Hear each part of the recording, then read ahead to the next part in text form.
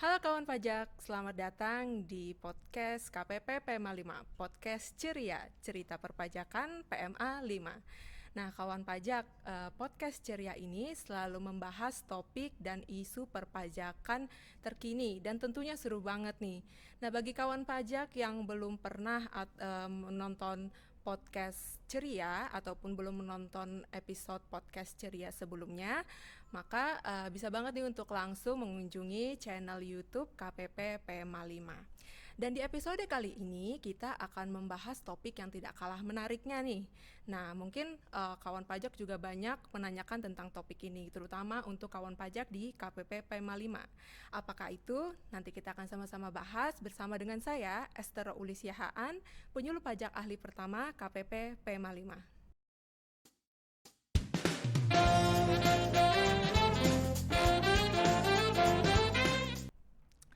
Dengan berlakunya Undang-Undang Harmonisasi Peraturan Perpajakan per Januari 2022, banyak nih peraturan terbaru yang diluncurkan di tahun 2022 ini.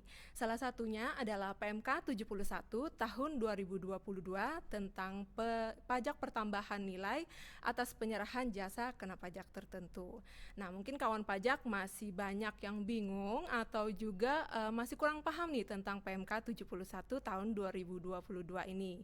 Nah, kawan pajak jangan khawatir karena di sebelah saya sudah ada narasumber yang akan memberikan insight terbaru tentang PMK 71 tahun 2022 ini. Nah, sudah hadir bersama kita Ibu Nani Retnaning Tias, penyuluh pajak ahli muda KPP PMA 5. Halo Bu Nani. Halo Kak Esther, gimana kabarnya? Sehat. Bu Nani sendiri gimana? Alhamdulillah sehat. Gimana urusan-urusan yang lainnya, lancar? Lancar Bu. Nah mungkin Bu Nani bisa menyapa dulu nih kawan pajak yang sedang menyaksikan podcast kita kali ini. Halo kawan pajak semua, tentunya kawan pajak dalam keadaan sehat ya. Terus kemudian urusan-urusannya juga lancar. Kemudian bisnisnya itu semakin menambah cuan di pundi-pundi kawan pajak semua. Amin. Jadi semakin banyak ya Bu pajaknya Iya, juga. benar Kak Esther. Oke. Nah, di episode kali ini kita akan membahas tentang PMK 71 tahun 2022 nih Bu Nani. Iya. Nah, mungkin sebelum kita membedah lebih dalam dan mengupas lebih dalam juga ya Bu ya satu persatu. Nah, mungkin Bu Nani bisa menjelaskan dulu nih ada cerita apa di balik kenapa PMK 71 tahun 2022 ini diterbitkan Bu Nani. Oke, sebelum kita masuk mengupas mengenai PMK 71 tahun 2022 ini, saya akan bercerita sedikit mengenai latar belakang lahirnya PMK 71 garis miring PMK 03 garis miring 2022. Pemerintah dalam hal ini DJP memberikan kemudahan, keadilan dan kepastian hukum dalam pemungutan PPN. Nah, kita akan flashback ya pada tahun 2010 DJP menerbitkan PMK 75. PMK 75 garis miring PMK 03 garis miring 2010. Di mana PMK 75 tersebut telah diubah dengan PMK nomor 121 garis miring PMK 03 garis miring 2015 yang berisi tentang nilai lain sebagai DPP. Oke. Di sini DJP itu memberikan kemudahan dalam pemungutan PPN. Dari sini DJP berusaha memberikan kemudahan dalam penentuan nilai lain sebagai DPP.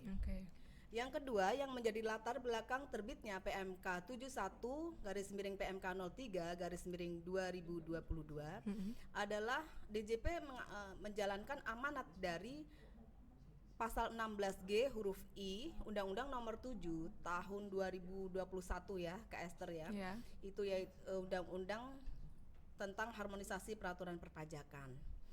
Di pasal 16G disebutkan bahwa ketentuan lebih lanjut mengatur tentang jenis usaha, jenis peredaran usaha, kemudian kegiatan usaha tertentu, kemudian penyerahan jasa barang kena pajak tertentu, kemudian jenis jasa kena pajak tertentu, dan besaran pajak pertambahan nilai yang dipungut dan disetor sebagaimana dimaksud dalam pasal 9A dalam peraturan Menteri Keuangan ini. Dari sinilah kemudian lahirlah PMK 71 tahun 2022. Oh, oke. Iya Kak Esther. Jadi dari sini kemudian kita akan terjadi transformasi istilah ya. Kalau di PMK 75 sebagaimana diubah dengan PMK 121 itu, kita akan familiar dengan istilah DPP nilai lain. Tetapi di PMK 71 tahun 2002 ini, kita pasti lebih familiar lagi dengan kata-kata besaran tertentu. Oke. Gitu Kak Esther. Jadi tadi dua alasan ya Bu yang melatar belakangi kenapa PMK 71 ini hadir ya Bu ya. Iya. Jadi pertama tadi memberikan kemudahan, keadilan dan juga kepastian hukum Iya. dalam hal penyerahan dalam hal pemungutan PPN atas penyerahan jasa kena pajak tertentu ini.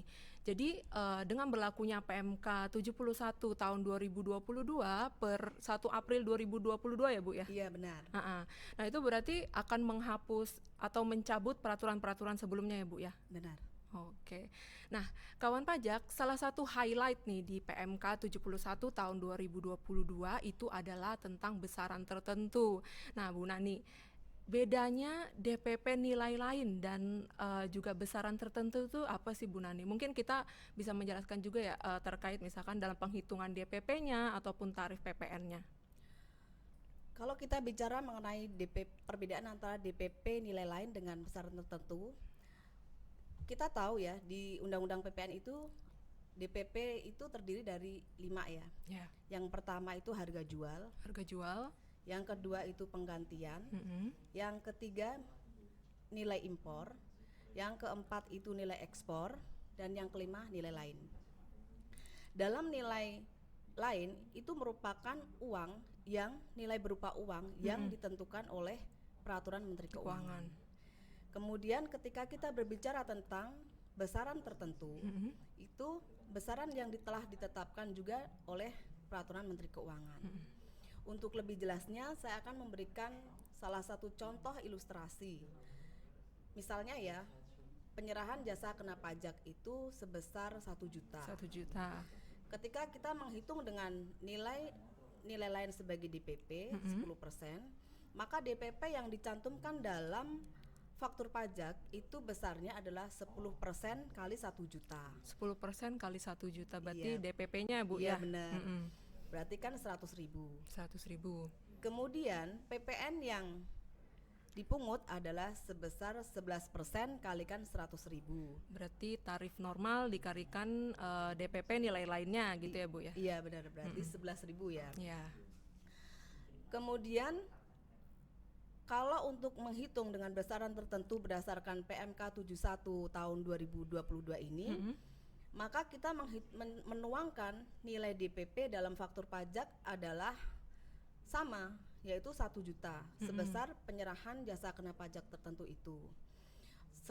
Sementara perbedaannya adalah pada tarif PPN-nya. Oke. Langsung di situ 1,1 kalikan penyerahan 1 juta tersebut. Oke. Kenapa bisa dapat 1,1? Nah, ketika kita sudah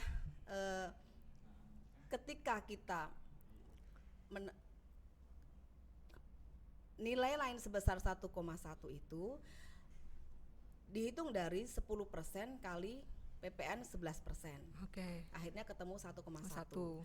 Jadi di PPN yang dipungut berdasarkan besaran tertentu tetap sama jumlahnya, yaitu 11.000 ya. 11.000. Kemudian ada lagi perbedaannya ya Kak Esther ya. Kalau di DPP nilai lain itu pajak masukannya dapat dikreditkan. Oke. Sementara kalau berdasarkan PMK 71 tahun 2022 ini, maka PPN tersebut pajak masukannya tidak dapat dikreditkan. Oke. Jadi itu perbedaannya ya. Ya, jadi sederhananya nih kawan pajak, untuk peraturan sebelumnya yang ditentukan itu adalah nilai DPP-nya, yaitu DPP nilai lain sebesar 10% dikalikan nilai DPP-nya. Nah, sedangkan di peraturan PMK 71 tahun 2022 ini yang ditentukan besaran tertentu itu adalah dari tarifnya. Jadi kan sempat nih Bu waktu tarif PPN itu naik ya Bu ya, dari 10% menjadi 11%, kan tuh sempat heboh ya. Iya. Nah mungkin kawan pajak ada yang bingung nih, tarifnya naik 11% tapi kok ada juga nih tarif yang 1,1%. Nah jadi riwayatnya adalah yang tadi sudah dijelaskan oleh Bu Nani, yaitu besaran tertentu 10% dari tarif PPN normal 11%, sehingga 10% dikalikan 11% menjadi 1,1%. Jadi bedanya itu ya Bu Nani ya. Betul. Dan tadi satu lagi, karena tarifnya sudah menjadi 1,1%, maka PM-nya, pajak masukannya tidak bisa dikreditkan untuk penjualnya ya Bu ya. Iya, betul. Oke. Nah Bu, kalau di PMK 71 ini kan namanya diatur tentang penyerahan jasa kena pajak tertentu. Nah kalau tertentu kan itu berarti ada cakupannya Bu ya, Iya. ada limitasinya. Nah kira-kira apa aja sih Bu jasa yang masuk ke jasa kena pajak tertentu di PMK 71 tahun 2022 ini? Oke.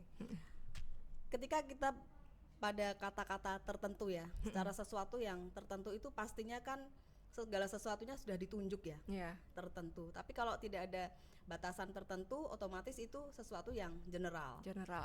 Di PMK 71, PMK 03 garis miring 2002 ada 5 jenis penyerahan jenis pajak tertentu.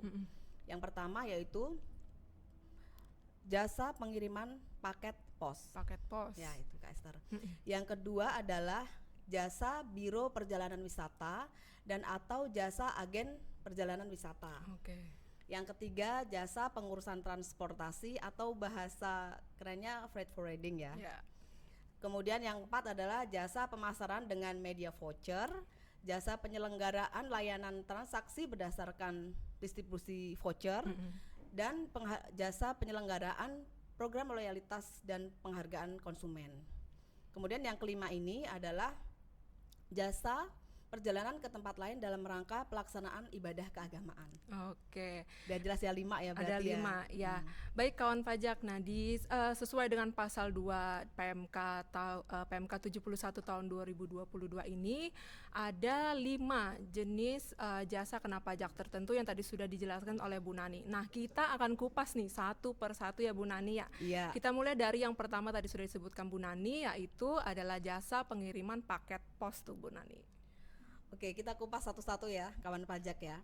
Yang pertama jasa pengiriman paket pos. Di sini saya rasa beberapa kawan pajak itu memiliki ada yang memiliki bisnis pengiriman paket. Kita tahu ya setelah pandemi ini ada bisnis baru yang muncul. Yang tadinya kita berbelanja offline, sekarang banyak sekali sistem penjualan dengan online, e-commerce ya Bu ya. Iya benar. Sehingga di situ juga ada bisnis yang baru, yaitu yang menjamur, yaitu pengiriman paket. Tetapi yang bisa masuk ke dalam kategori pengiriman paket yang masuk ke dalam PMK 71 tahun 2022 ini adalah jasa pengiriman paket sesuai dengan Undang-Undang Pos, yaitu Undang-Undang Nomor 38 Tahun 2009. Ketika kawan pajak yang memiliki usaha pengiriman paket pos sudah mengantongi izin tersebut, maka kawan pajak itu bisa menggunakan PMK 71 tahun 2022. Sehingga PPN yang dipungut itu sebesar 1,1% kalikan jumlah yang harus ditagih atau jumlah yang ditagih. Contohnya mungkin 1,1% dikalikan ongkir gitu nggak Bu? Iya, bisa seperti itu ya. Karena kan asal dia memiliki izin tersebut, maka langsung bisa menerapkan tarif 1,1%. Iya. Oke, baik kawan pajak. Tadi sudah seperti dijelaskan oleh Bu Nani ya. Jadi harus memiliki izin dulu Bu untuk melaksanakan menjalankan usaha untuk pengiriman paket pos ya. Terutama di tengah perkembangan zaman sekarang, kita kan sekarang cara berbelanjanya udah berbeda ya Bu ya. Sudah banyak yang online. Iya, banyak yang online gitu ya. Permisi paket gitu ya. Paket. Iya. Jadi dengan adanya perubahan cara kita berbelanja itu, jadi ada salah satu jenis usaha juga yang semakin subur ya Ibu ya, yaitu pengiriman paket tadi. Nah ini bisa menjadi perhatian buat kawan pajak yang bergerak di bidang pengiriman paket pos ya Bu ya. Jadi tinggal dikalikan 1,1% dari jumlah yang ditagihkan. Nah yang kemudian kita akan membahas tentang jasa biro perjalanan tuh Bu. Iya. Yang kedua yang termasuk dalam PMK 71/PMK.03 tahun 2022 adalah jasa biro perjalanan wisata dan atau jasa agen perjalanan wisata. Di sini untuk penghitungannya begini. Jadi itu berupa paket wisata atau pemesanan jasa angkutan atau pemesanan akomodasi di mana tidak berdasarkan komisi atas penyerahan jasa kena pajak tersebut. Misalnya seperti ini. Ada travel, sebutlah Esther Tour gitu lah. Esther itu menyewa satu paket wisata, katakanlah 300 juta gitu. Apabila dalam jumlah langsung 300 juta tersebut, maka itu bisa masuk ke dalam 1,1%. Tetapi apabila dalam perjanjiannya itu dari sejumlah 300 juta itu masih ada komisi, maka itu tidak dapat menggunakan PMK 71 tahun 2022. Oke, berarti kalau gelondongannya. Iya. Jadi kalau misalkan ada unsur komisi atau imbalannya itu berarti nggak bisa pakai 1,1 ya Bu ya? Iya. Oke. Nah yang berikutnya kita yang jasa ketiga apa itu? Jasa ketiga ini sering banget ya, yaitu jasa pengurusan transportasi. Atau kan bahasa kerennya freight forwarding ya Bu ya. Iya benar. Nah ini sering banget ditanyakan oleh kawan pajak di KPP PMA 5 nih. Nah mungkin gimana Bu kalau untuk jasa freight forwarding itu? Kalau untuk jasa freight forwarding ini bisa masuk ke dalam PMK 71 tahun 2022, tetapi harus memenuhi dua unsur ya, dua syarat yang kumulatif. Yang pertama, perusahaan jasa pengurusan transportasi atau jasa freight forwarding itu merupakan perusahaan atau PKP yang sudah mendapatkan izin berupa JPT ya. Dari Kementerian Perhubungan. Mungkin bisa dijelaskan dulu Bu, JPT kepanjangannya apa itu? Jasa pengurusan transportasi. Jasa pengurusan transportasi ya kawan pajak ya. Jadi dia harus mengantongi izin itu dulu ya, mengantongi izin dari Kementerian Perhubungan untuk sebagai perusahaan freight forwarding.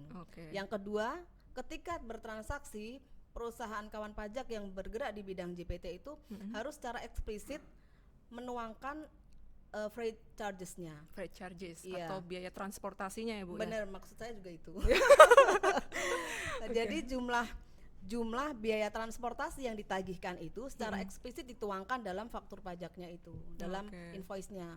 Kenapa? Karena kalau misalkan PKP-nya itu hanya mencantumkan dalam pembukuannya, kemudian dia mengglobalkan dalam faktur pajaknya sehingga tidak ketahuan biaya transportasinya, maka dia tidak bisa menggunakan PMK 71 lagi, tapi dia harus dikenakan tarif normal. Bu ya. Seperti itu Kak Esther. Nah kalau disederhanakan yang kawan pajak tadi yang sudah dijelaskan oleh Bu Nani, pertama dia harus punya dulu nih izin JPT atau jasa pengurusan transport. Kemudian yang kedua di dalam invoice-nya harus diterakan biaya transportasi atau freight charges-nya ya Bu ya.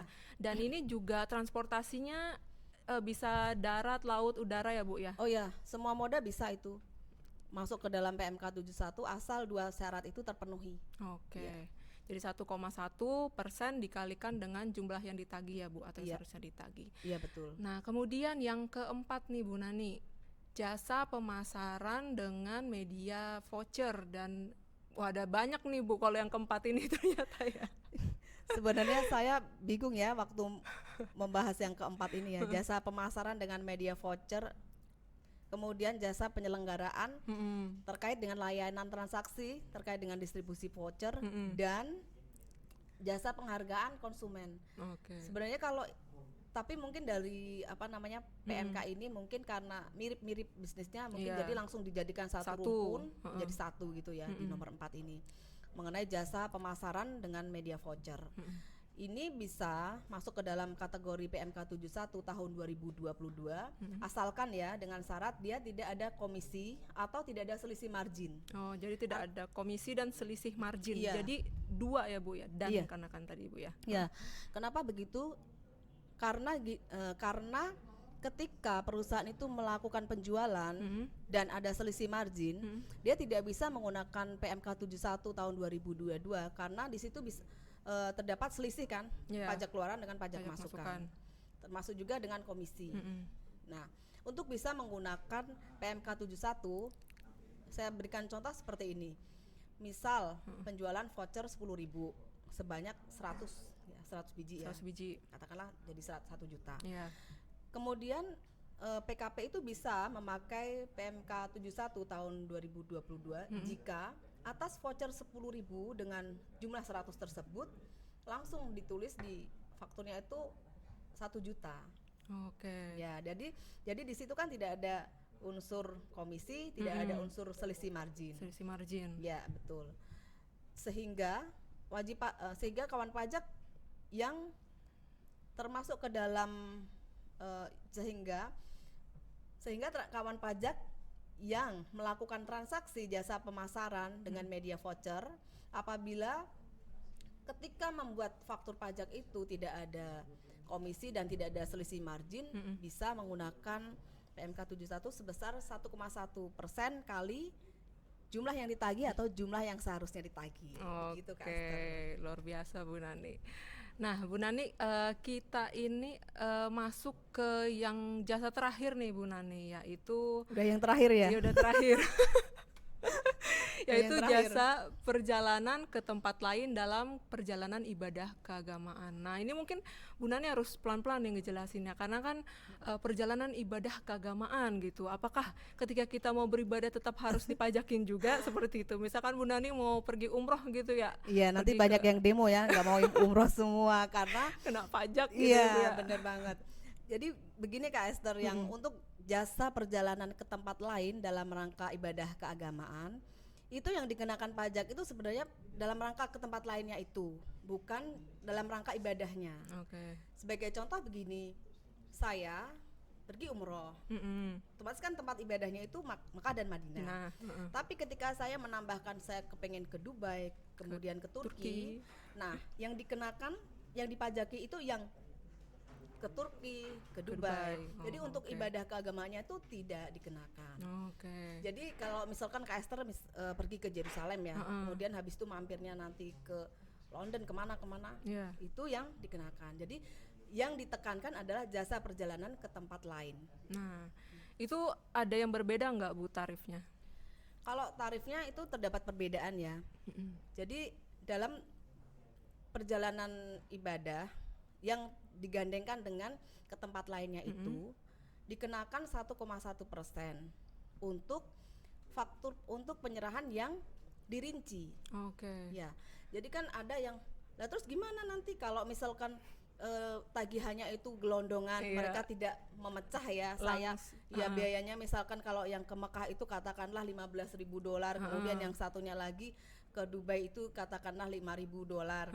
Mereka langsung digelondongkan kan. Jadi kalau yang digelondongkan itu sebesar 0,55%, jadi separuhnya. Separuhnya. Ya, sementara kalau dari agennya itu membuat rincian Iya. untuk perjalanan ke ibadah segini, kemudian ke tempat lain segini, maka bisa dikenakan 1,1%. Oke, jadi di situ ya Bu letak sisi keadilannya ya. Iya, Jadi benar. kalau misalkan kita mau beribadah ke tempat ibadahnya, kita nggak dikenain pajak nih kawan pajak ya.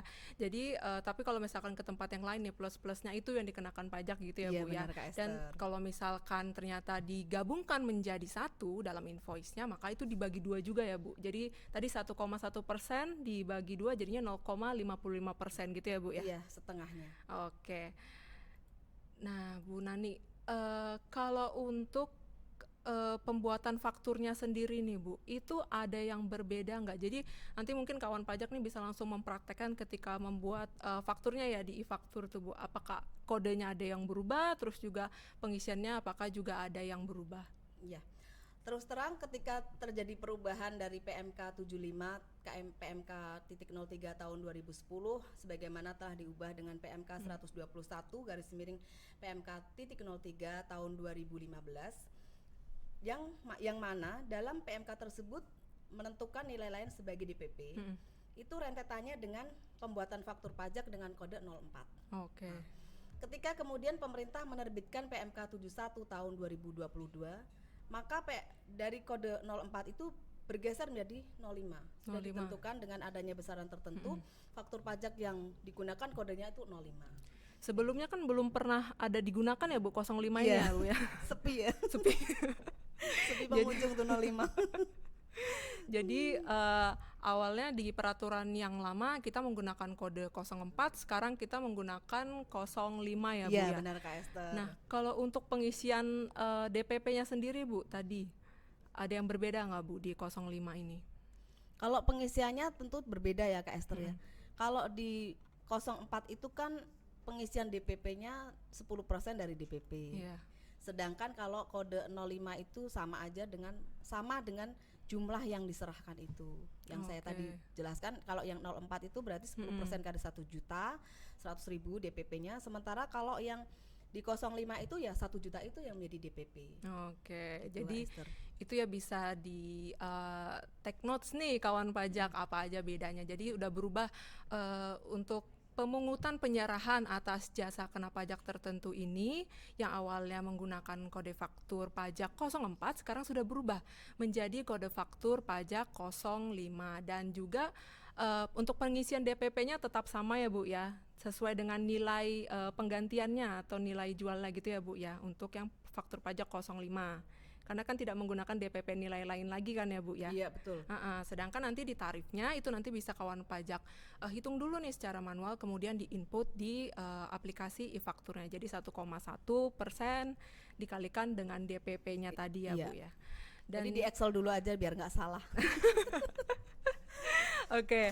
Nah, mungkin kawan pajak juga perlu menjadi perhatian nih bahwa kan peraturan ini sudah berlaku sejak 1 April 2022 ya Bu ya. Sejak 1 April 2022. Jadi kalau misalkan kawan pajak masih menggunakan faktur pajak 04 per tanggal 1 April 2022, nah itu kawan pajak perlu melakukan pembetulan ya Bu ya. Iya. Pembetulannya itu adalah dengan kita menggantikan faktur kita yang awalnya kode fakturnya adalah 04 itu menjadi kode 05. faktur 05 gitu ya Bu ya. Ya Kak Esther. Oke kawan pajak, setelah penyampaian materi PMK 71 ini meskipun singkat ya, tapi kalau katanya anak zaman sekarang isinya daging semua gitu ya Bu ya. Memang harus begitu kalau kita makan ya, jangan mau sama kulit-kulitnya. Nanti kolesterol. Jadi isinya harus yang protein ya Bu ya. Iya benar. Nah, semoga pembahasan yang sudah kita dapatkan kali ini dapat menambah wawasan kawan pajak semua dan juga tentunya bisa langsung diterapkan ya Bu ya. Untuk terutama untuk kawan pajak yang bergerak ataupun juga bersinggungan dengan usaha atau kegiatan penyerahan jasa kena pajak tertentu. Dan apabila kawan pajak masih memiliki pertanyaan, bisa langsung menghubungi line komunikasi Direktorat Jenderal Pajak baik di 1500-200 ataupun melalui Twitter di @kring_pajak atau juga bisa menghubungi nih line telepon ataupun WhatsApp konsultasi KPP tempat kawan pajak terdaftar. Nah Bu Nani, kita sudah ada di penghujung acara kita nih. Apakah ada pesan-pesan atau closing statement yang mau Ibu sampaikan lagi nih kepada kawan pajak semua? Sebenarnya bukan closing statement ya, tetapi lebih saya menekankan pada kata kunci dari PMK 71 itu sendiri. Kuncinya itu pertama hanya ada 5 JKP. 5 JKP. Kemudian tarifnya istimewa 1,1%. Kemudian ada yang di poin kelima itu ada tarif 0,55%. Yeah. Jadi itu salah satu keunikan dari PMK 71. Oke, Begitu, Kak Esther. jadi semuanya serba 55 dan 1,1% gitu ya Bu Iya ya? benar. Jadi JKP-nya ada 5, Dan jangan kode lupa kode fakturnya pun 05. kode fakturnya 05, kemudian tarifnya 1,1%. Tadi yang untuk yang jasa lain ya Bu, yang perjalanan keagamaan ya Bu ya? Jasa perjalanan ke tempat lain dalam Sa- rangka ibadah keagamaan. Itu tadi kan dibagi 2 jadi 0,55% ya Bu Iya. ya? Ya, baik kawan pajak, kita sudah sampai di akhir acara kita. Kami ucapkan terima kasih kepada kawan pajak semua yang sudah menyaksikan podcast ini sampai dengan terakhirnya. Nah, harapan kami semoga kawan pajak bisa menambah wawasan dan semakin paham tentang PMK 71 tahun 2022 ini. Dan semoga kawan pajak bisa langsung menerapkan nih apa yang kawan pajak dapatkan melalui podcast ini, sehingga dalam pelaporan ataupun dalam pemungutan pajak yang dilakukan oleh kawan pajak semua bisa semakin lancar ya Bu Nani ya. Iya bener Bisa banget. semakin lancar dan juga kepatuhan perpajakan kawan pajak semua bisa semakin baik dan semakin meningkat. Kami mohon maaf apabila ada salah kata. Kami undur diri, sampai jumpa di podcast berikutnya. Saya Esther dan juga Saya Nani Retnaneng Tias. Pajak Kuat Indonesia Maju. Terima kasih kawan pajak. Terima kasih. Assalamualaikum warahmatullahi wabarakatuh.